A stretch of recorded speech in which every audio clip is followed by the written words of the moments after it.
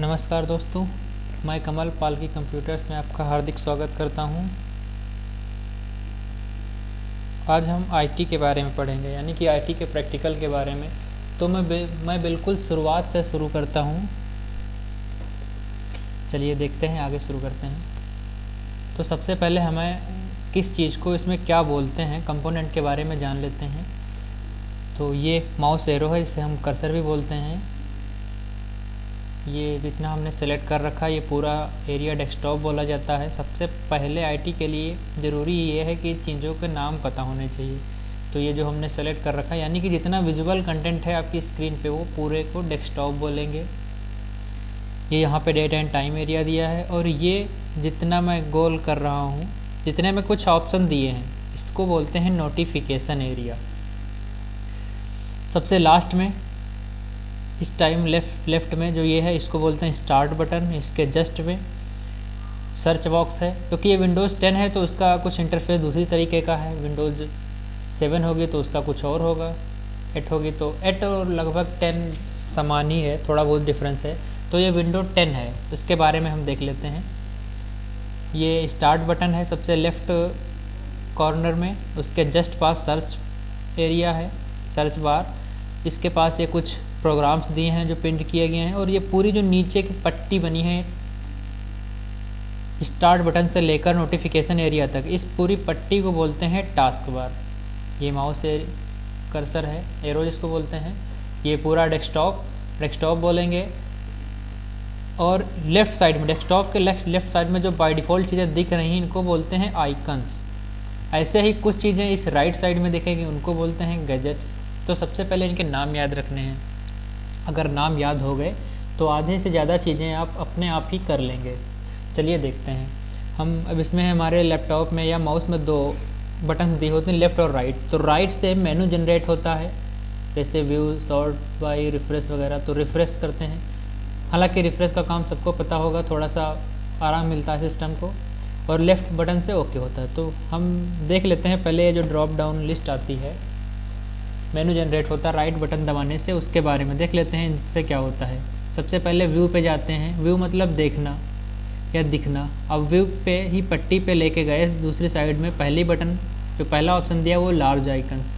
तो सबसे पहले बात आती है आइकन्स क्या होते हैं। तो मैंने पहले ही बताया, जो लेफ़्ट साइड में ये दिए हैं इनको आइकन्स बोलते हैं। ठीक है, तो अपने टॉपिक पे आते हैं। व्यू में पहला ऑप्शन दिया है लार्ज आइकन्स। लार्ज मतलब बड़ा, आइकन्स मतलब आइकन्स जो ये लेफ़्ट साइड में दिख रहे हैं। अब इसका मतलब हो गया कि लार्ज आइकन्स यानी कि बड़े आइकन दिखेंगे। अभी जो हमारा क्लिक है वो मीडियम आइकन्स पे, हम लार्ज पे क्लिक करेंगे, सारे आइकन बड़े हो गए।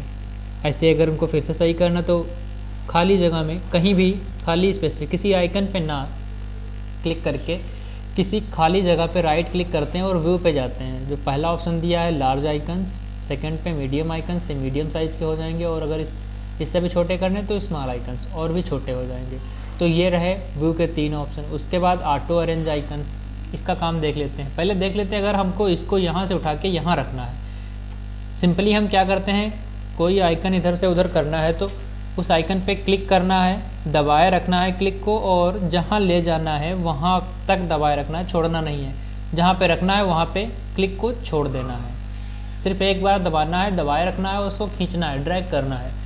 जहाँ पे ले जाना है वहाँ पे ले जाकर छोड़ देंगे, वहीं पे वो आइकन रुक जाएगा। तो ये ऐसा इसलिए हो रहा है, जैसा कि राइट क्लिक करके व्यू में जाएंगे हम, ये ऑप्शन दिया ऑटो अरेंज आइकन्स, इस पर टिक नहीं लगा, इसलिए हम जो आइकन्स हैं वो हम अपने हिसाब से अरेंज कर सकते हैं। अब अगर हम इस पर क्लिक कर देंगे तो इस पर टिक लग जाएगा। अब क्या करेगा, सिस्टम अपने हिसाब से अरेंज करेगा। तो अब अगर हम इनको यहाँ से खींच रहे हैं, देखो अभी दिख रहा है कि ये जा रहा है, बट जैसे छोड़ेंगे वो अपनी एरिया में पहुँच जाएगा। अब ये दूसरी जगह अपनी एरिया से बाहर नहीं जाएगा। जैसे देख लेते हैं, होगा कि ये ऊपर नीचे हो सकता है, बट जो ये इसकी एरिया है, इतनी सिस्टम जो आइकन दिए हैं एरिया है, इस एरिया से बाहर नहीं निकलेगा। आगे पीछे ऊपर नीचे हो सकते हैं, बट ये अपनी एरिया को छोड़कर बाहर नहीं जाएगा। अगर इस पर से हम टिक हटा दें तो इसको हम कहीं भी अरेंज कर सकते हैं। ये अब हमारे हाथ में आ गया कि हम अरेंज कर सकते हैं। अगर उस पर टिक लगा होगा तो सिस्टम अरेंज करेगा। उसके बाद शो डेस्कटॉप आइकन्स, इसको देखते हैं। इससे क्या होगा जो ये आइकन्स हैं दिख रहे हैं, इसका मतलब ही है show desktop align icons to grid. इससे क्या होता है, जो ये आइकन्स के नीचे लिखा होता है ये हाईलाइट हो जाता है, बट अभी ये वर्क नहीं कर रहा सही से, तो उसको छोड़ते हैं, बाद में देखेंगे। शो डेस्कटॉप आइकन्स को देखते हैं। इसका मतलब ही है शो डेस्कटॉप आइकन्स, मतलब डेस्कटॉप के आइकन्स दिखना। तो दिखेंगे, अगर क्लिक लगा है तो दिखेंगे, अगर इसी पर हम क्लिक कर देंगे क्लिक हट जाएगा और सारे जो आइकन्स थे हमारे डेस्कटॉप पर से सारे के सारे छिप गए, हाइड हो गए। अगर फिर से लाना है तो उसी पे फिर से क्लिक कर देना है और सारे आइकन आ जाएंगे।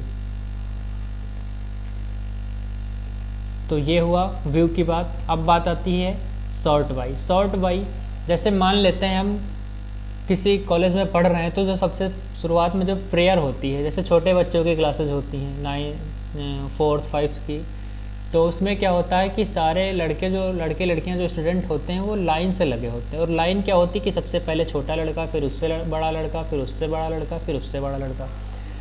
तो वहाँ पे ये दिखाता है कि जो ये स्टूडेंट अरेंज हुए हैं, लाइन लगाए हैं, तो वो किस तरह से लगाए हुए हैं। अब वही चीज़ यहाँ पे सेम होती है कि ये जो आइकन्स हमारे यहाँ पे लगे हैं ये किस तरह से अरेंज हों। कुछ ऑप्शन दिए हैं उनके, जैसे कि नेम। अगर नेम पर क्लिक करेंगे तो नेम वाइज हो जाएंगे। अगला ऑप्शन दिया साइज, साइज वाइज हो जाएंगे। साइज वाइज मतलब जिसका साइज सबसे बड़ा होगा वो सबसे टॉप पे रहेगा, सबसे पहले। अब साइज़ कैसे जानेंगे वो देख लेते हैं। या तो उसी पे कर्सर ले जाइए, साइज़ देखो इसका दिखा रहा है 7.79 MB। सेकेंड का देखते हैं 894 KB। अब यहाँ पे देख साइज़ सबसे जो छोटा होता है वो बिट का होता है, उसके बाद बाइट्स आएगा, उसके बाद किलोबाइट्स, उसके बाद मेगाबाइट्स, यानी कि बाइट्स, KB और फिर MB। तो पहले वाले का साइज़ MB में है, दूसरे वाले का KB में, उससे नीचे वाले का KB में। अब इन दोनों में डिफरेंस देख लेते हैं। जो सेकंड है उसका है 894 KB और जो थर्ड है उसका है 871 KB। तो इनमें दोनों में अंतर क्या है कि जो ये सेकंड है ये बड़ी फाइल है, ये उससे छोटी, ये उससे छोटी। तो जब हम साइज़ पे लगाएंगे उससे होगा क्या, जो सबसे बड़ी फाइल साइज़ है, जिस फाइल का साइज़ सबसे बड़ा है वो सबसे ऊपर, फिर उससे कम, फिर उससे कम, फिर उससे कम, फिर उससे कम, ऐसे ही अरेंज होंगे। अब अगर इस पे ले जाके नहीं दिखाई दे रहा साइज़ तो उसी पे राइट क्लिक करना है और यहाँ पे प्रॉपर्टीज़ में जाना है।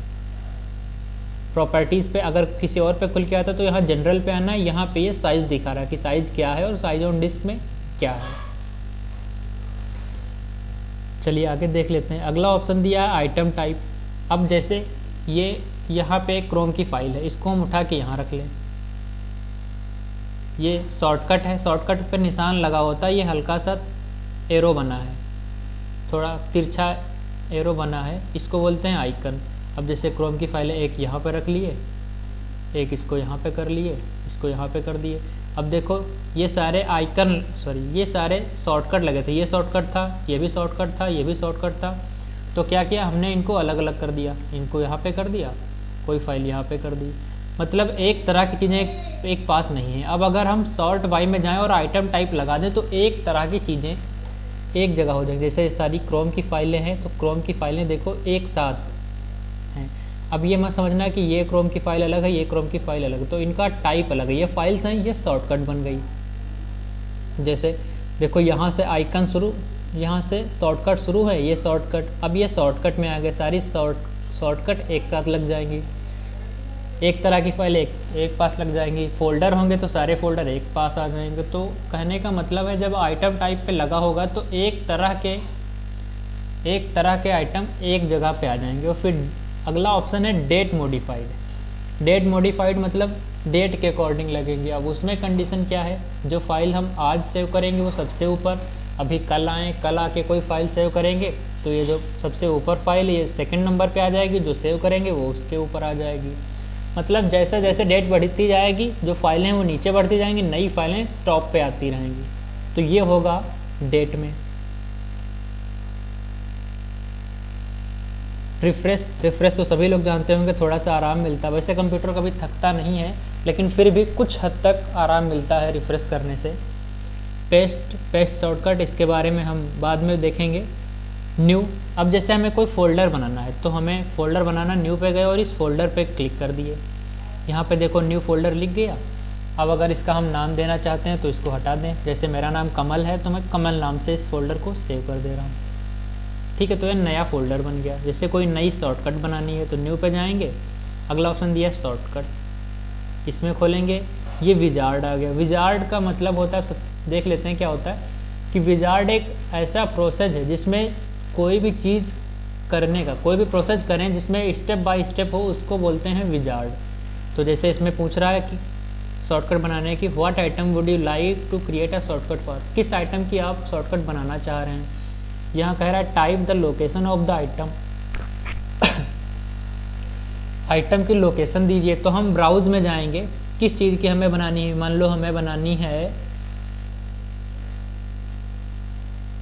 ये इक्सन वाली बनाना चाह रहे हैं, ये पहले से शॉर्टकट है तो कोई दूसरा ढूंढ लेते हैं। जैसे इस फॉन्ट डेमो की हमें शॉर्टकट बनाना है, इस पर क्लिक किया और ओके कर लिया। ये अपने आप पूरा यूआरएल उसका जो पाथ है पूरा ले लिया और नेक्स्ट करेंगे। नाम पूछ रहा है, किस नाम से बनाना चाहते हो उसको, जो नाम डालना चाहते हो नाम डाल लो, अदरवाइज जो पड़ा है वही रखते हैं। फिनिश कर लिए, देखो ये यहाँ पे एक शॉर्टकट बन गई। कोई चीज़ डिलीट करनी है तो उस पर राइट क्लिक करना है और सिंपली डिलीट कर देना है, यस कर देना है, वो फाइल डिलीट हो जाएगी।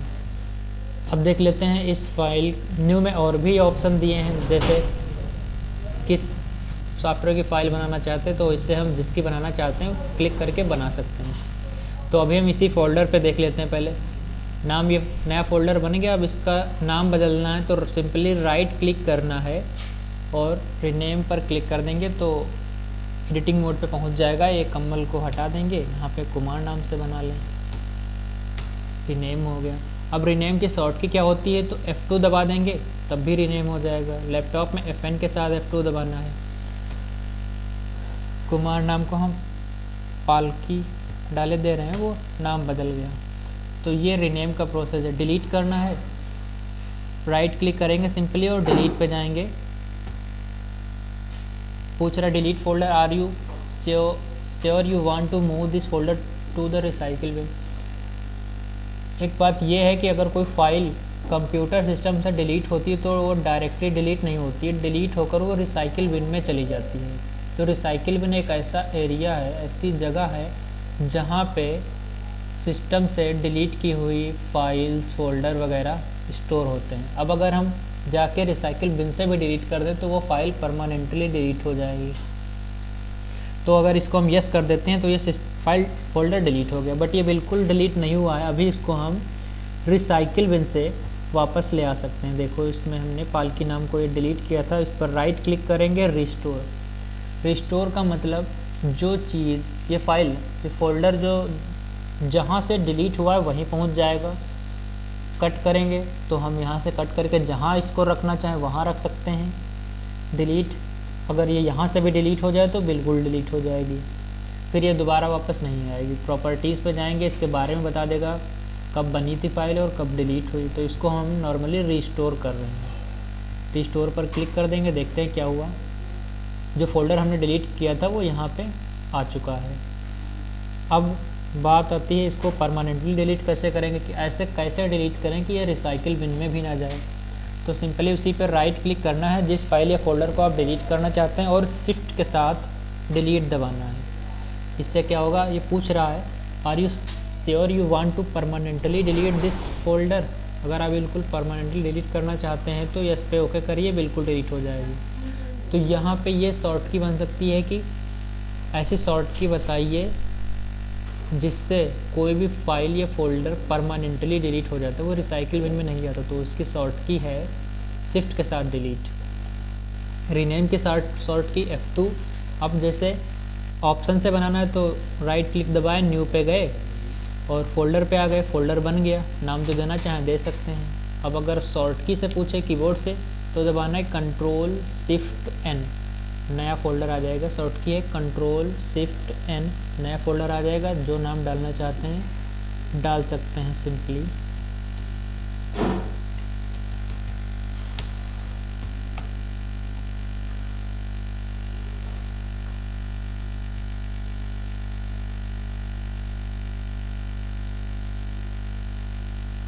उसके बाद देख लेते हैं इसमें रिसाइकिल बिन में जैसे जो जो चीज़ें हम डिलीट करते हैं वो सारी फाइल्स या फोल्डर रिसाइकिल बिन में जाते हैं। तो अब रिसाइकिल बिन में अभी हमने एक फोल्डर एक फ़ाइल डिलीट की थी, दोनों आई थी, एक को रिस्टोर कर लिया था हमने, एक बची है।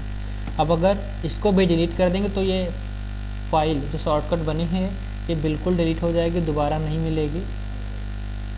अब एक एक करके डिलीट करना चाहें, अदरवाइज़ यहाँ दिया ऑप्शन एक एम्प्टी रिसाइकिल बिन, इस पर अगर क्लिक कर देंगे तो एक साथ रिसाइकिल बिन में जितनी फ़ोल्डर या फाइल जो भी कुछ होगा सब डिलीट हो जाएगा एक साथ ही।